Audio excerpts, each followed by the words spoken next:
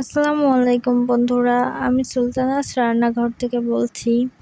আশা করি আপনারা সকলে ভালো আছেন। আজকে আপনাদের জন্য নিয়ে এসেছি দুর্দান্ত একটা রেসিপি, তা হলো কচুর লতি দিয়ে চিংড়ি মাছ রেসিপি। তাহলে চলুন চলে যাই রেসিপিতে।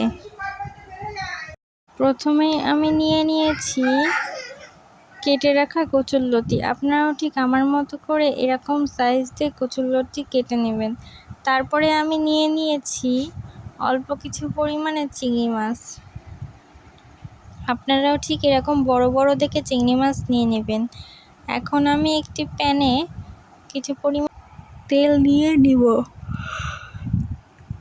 এই তেলটাকে নিয়ে চুলার আঁচটা মিডিয়াম হিটে রেখে কিছুক্ষণ ধরে গরম করে নিতে হবে। তারপর এর মধ্যে দিয়ে দিব কুচি করে রাখা পেঁয়াজ দিয়ে তারপর খুব ভালোভাবে নাড়িয়ে চাড়িয়ে মিশিয়ে নিতে হবে।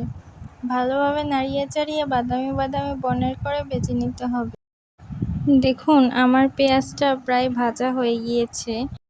এখন আমি এর মধ্যে দিয়ে দেব রসুন বাটা এবং কিছু পরিমাণে গুঁড়া দিয়ে খুব ভালোভাবে নাড়িয়ে চাড়িয়ে মিশিয়ে নেব। তারপর আমি চিংড়ি মাছ দিয়ে দিয়েছিলাম, কিন্তু সেই ক্লিপটুকু ডিলিট হয়ে গিয়েছে। এজন্য আমি এখন সবগুলো উপকরণ ভালোভাবে মিশিয়ে নিয়ে একটু পানি দিয়ে দিয়েছি। এখন এর মধ্যে দিয়ে দেব ঝালের গুঁড়া, দিয়ে আবারও খুব সুন্দরভাবে মিশিয়ে নিতে হবে। এখন আমি এর মধ্যে দিয়ে দিব কচুরলতি দিয়ে দেওয়ার পর আবারও মশলার সাথে খুব ভালোভাবে মিশিয়ে নিব। আপনারা এটাকে 5 থেকে 10 মিনিট ধরে এভাবে মিশিয়ে নিয়ে এর মধ্যে কিছু পরিমাণ পানি দিয়ে দিবেন। তারপর এটাকে ঢেকে রেখে দিতে হবে। 5 মিনিট পর আবার দেখতে হবে কি অবস্থা। তারপর আবারও খুব সুন্দরভাবে নেড়ে চেড়ে দিতে হবে।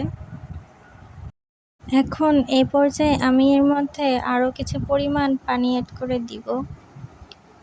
পানি অ্যাড করে দিয়ে কিছুক্ষণ নেড়ে চেড়ে আবারও ঢেকে রেখে দেব। এটাকে আবারও আপনারা 5 মিনিট ঢেকে রেখে দিবেন।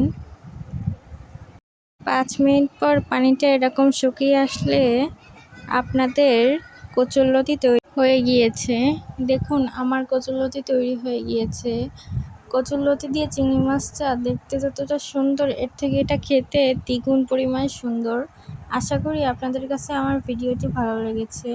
ভালো লাগলে অবশ্যই নিজে একদিন বাসায় ট্রাই করে দেখবেন। আর ভিডিওটি সত্যিই ভালো লাগলে লাইক সাবস্ক্রাইব করে পাশে থাকবেন। আজকে এই পর্যন্তই। আল্লাহ হাফেজ। দেখা হবে নতুন কোনো ভিডিওতে।